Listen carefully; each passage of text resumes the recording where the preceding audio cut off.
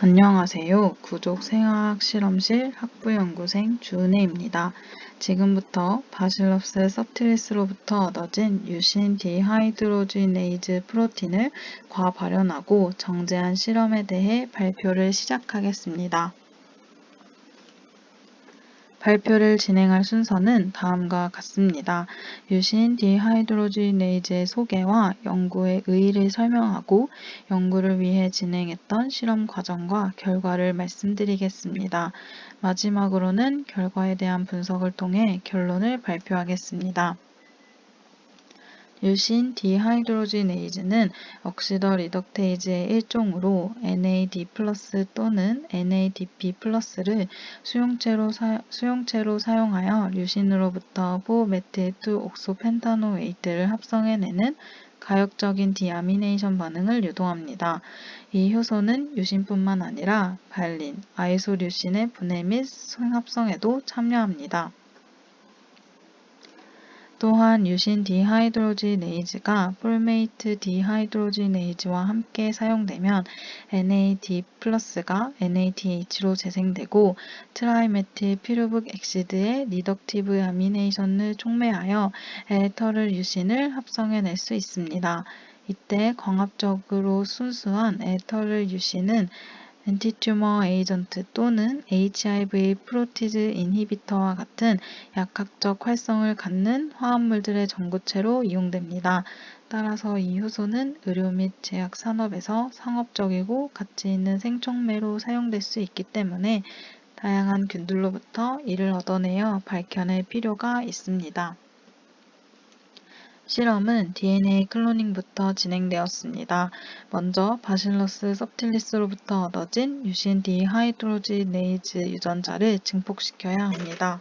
이때 폴리머레이즈 체인 리액션 방법을 사용하며 템플릿 DNA, 포워드 프라이머, 리버스 프라이머, 프리믹스를 사용하였습니다. 프리믹스는 고온에서도 변성이 되지 않고 빠르게 DNA 합성이 가능한 TAQ 폴리머레이즈와 DNA 폴리머레이즈가 DNA를 합성하는 데 필요한 에너지를 제공하는 DNDP, 버퍼, 다이가 섞여 있는 요갱입니다. 혼합물을 PCR 기기에 넣고 표와 같이 온도와 시간을 설정하여 반응을 진행시킵니다. 먼저 95도에서 30초간 DNA 더블 스트랜드를 싱글 스트랜드로 분리하는 디네이처레이션 과정이 일어납니다. 분리된 각각의 DNA 가닥은 새로운 DNA를 합성하는 주형 DNA가 됩니다. 그 후 온도를 낮추어 59.5도에서 싱글 스트랜드로 분리된 DNA에 프라이머를 부착하는 어닐링이 30초간 진행됩니다. 마지막으로 72도의 온도에서 1분 동안 DNA 폴리머레이즈가 작용하여 새로운 DNA 가닥을 만드는 일렁게이션이 일어나며 1분 동안 약 1000개의 베이스 길이 정도를 합성해낼 수 있습니다. 이 과정을 30회 정도 반복하여 DNA 프래그먼트를 대량 복제하였습니다. PCR이 끝난 후에는 아가로스 계 전기홍동을 통해 예상되는 사이즈의 깨끗한 밴드가 나타나는지 확인하여 합성이 성공적으로 이루어졌는지 확인하였습니다. PCR을 통해 얻은 DNA 프래그먼트들은 이후 라이게이션을 위해 DNA 말단의 특정 염기 서열을 인식하고 끊어내는 리스트릭션 엔자임인 밤H1과 조원을 사용해 아리다이제스트 과정을 거칩니다. 이후 동일한 리스트릭션 엔자임으로 잘려지고 CIP 처리된 PVFT1S 벡터와 라이게이션 과정을 거쳐 유전자 제조합 플라스미드를 생성하였습니다. 리컨비넌트 플라스미드는 DNA 클로닝에 특화된 DH10B 이코일의 트랜스포메이션을 진행합니다. 생성된 콜로니들로부터 PCR과 아가로스 계 전기홍동을 통해 확인한 후 정확한 결과를 위해 바이오닉스4의 염기 서열 분석을 의뢰하여 DNA 클로닝 단계가 성공적으로 진행되었음을 확인하였습니다. 이후 리컨비넌트 DNA는 해당 단백질을 생산하기 위한 익스프레션 벡터로 이용되어 단백질을 발현하는 과정을 진행하였습니다. 단백질 발현에 특화된 로제타2 이코일에 트랜스포메이션하고 생성된 콜로니 셀들로부터 익스프레션 테스트를 하였습니다. 적은 양으로도 단백질 발현이 진행되는지, 제대로 발현이 이루어지는지, 그리고 버퍼에 가장 솔러블하고 많은 양의 단백질이 과발현될 수 있는 최적의 온도를 파악하기 위해 서로 다른 온도에서 각각 배양했습니다. 이때 단백질 과발현을 위해 배지의 IPTG를 첨가하여 배양했습니다. 마지막으로 단백질 정제 과정입니다. 표적 단백질의 순도를 높이기 위해 패스트 프로틴 리퀴드 크로마토그래피 방법인 히스태그 어피니티, 디솔팅 칼럼으로 정제 과정을 진행하였습니다.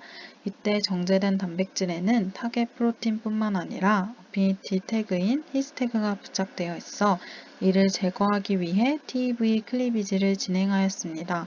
익스프레션 벡터는 N터미널의 순서대로 헥사히스티딘 태그, 트롬빈, TEV 리코그니션 사이트를 가지도록 설계되어 있기 때문에 TEV 프로테이즈에 의해 어피니티 태그를 제거할 수 있습니다. 퓨전 프로틴과 TEV 프로티즈의 몰 비율을 100대 1로 계산하여 1차로 정제한 단백질에 TEV 프로티즈를 넣고 4도씨에서 오버나이트 해주었습니다.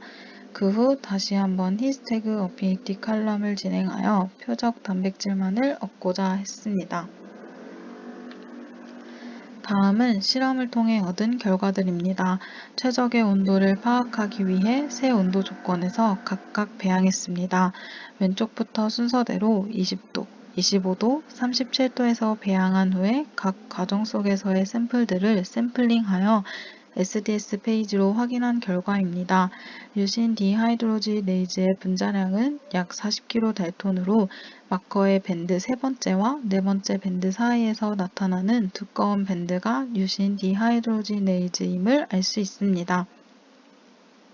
또한 세 조건에서의 오버나잇 익스프레션 밴드의 두께를 비교하였을 때 25도에서 가장 많은 양의 단백질이 잘 발현된 것을 확인할 수 있습니다.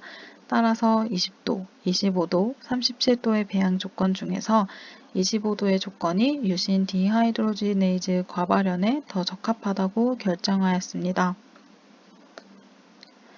익스프레션 테스트 과정을 거쳐 결정한 조건을 토대로 25도에서 스몰 스케일 익스프레션을 진행하였습니다. 배지의 총량을 늘려 발현을 진행하였기 때문에 슈퍼네이트에 해당하는 라인 3를 확인해 보면 앞의 실험보다 단백질 발현량이 더 증가하였음을 알 수 있습니다. 패스트 프로틴 리퀴드 크로마토그래피 과정을 거쳐 단백질을 정제하기 전에 히스태그 어피니티 칼럼으로 단백질에 히스태그가 잘 붙어 있는지 확인하였습니다. 일루트에 해당하는 라인 9, 10, 11에서 타겟 프로틴의 밴드만 나타난 것으로 보아 류신 디하이드로지네이즈에 히스태그가 잘 붙어 있으며 칼럼으로 프로틴이 정제되었음을 확인하였습니다. 이후에는 라지 스케일로 많은 양의 단백질을 발현하였고 배양을 통해 얻은 단백질에서 타겟 프로틴만을 추출하기 위해 정제 과정을 거쳤습니다. 라인 1번부터 5번까지는 히스태그 어피니티 칼럼을, 라인 6번은 디솔팅 칼럼으로 액체 크로마토그래피를 진행한 후의 결과입니다. 라인 7번과 8번은 타겟 프로틴으로부터 어피니티 태그를 제거하기 위해 디솔팅 샘플에 TEV 프로티즈를 넣은 후 다시 한번 히스태그 어피니티 칼럼을 진행한 후의 결과입니다. 이때 라인 7에는 타겟 프로틴의 밴드뿐만 아니라 추가로 넣어준 TEV 프로티즈의 밴드가 약 27kg 달톤에서 나타나야 하지만 레인 7을 레인 6과 비교했을 때 거의 차이가 나지 않습니다. 또한 TEV 프로티즈가 사이트를 인식하여 히스태그가 제거가 되면 히스태그 어피니티 칼럼을 진행하였을 때 일루트 스로우가 아닌 로딩 스로우에서 프로틴 밴드가 나타나야 합니다. 즉 진행하고자 했던 TEV 클리비지는 이루어지지 않은 것을 알 수 있습니다. 하지만 레인 4번에서부터 8번까지를 비교했을 때 칼럼으로 정제를 더 할수록 점차 다른 밴드는 사라지고 타겟 프로틴의 밴드만 두껍게 나타나는 것을 볼 수 있습니다. 이로써 어피니티 태그는 제거하지 못하였지만 95% 이상의 순도 높은 표적 단백질만을 정제하였음을 알 수 있었습니다. 마지막으로 디스커션입니다. 익스프레션 테스트 후 SDS 페이지 결과로부터 류신 디하이드로지네이즈가 과발현되었음을 확인하였습니다. 즉, IPTG를 넣어주고 하루 뒤에 단백질이 성공적으로 과량 발현된 것으로부터 컬처링 이전의 DNA 클로닝 과정 역시 성공적으로 이루어졌고 발현을 진행한 조건이 적절하였음을 알 수 있었습니다.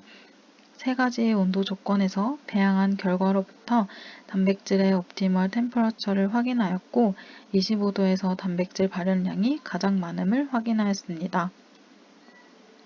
어피니티 태그를 제거하여 순수한 표적 단백질만을 얻고자 진행하였던 TEV 클리비지는 잘 진행되지 않았는데 TEV 프로테이즈가 SDS 페이지 밴드에도 나타나지 않은 것으로 보아 사용한 TEV 프로테이즈와 액티비티를 확인해 볼 필요가 있습니다. 그 후 프로틴과 프로테이즈의 몰 비율과 온도 조건에 변화를 주면서 TEV 프로테이즈가 클리비지하기 위한 최적의 조건을 찾으면 문제점을 해결할 수 있을 것으로 판단합니다. 다음은 참고한 논문입니다. 이상으로 Overexpression and Purification of Leucine Dehydrogenase from Bacillus subtilis 발표를 마치겠습니다. 감사합니다.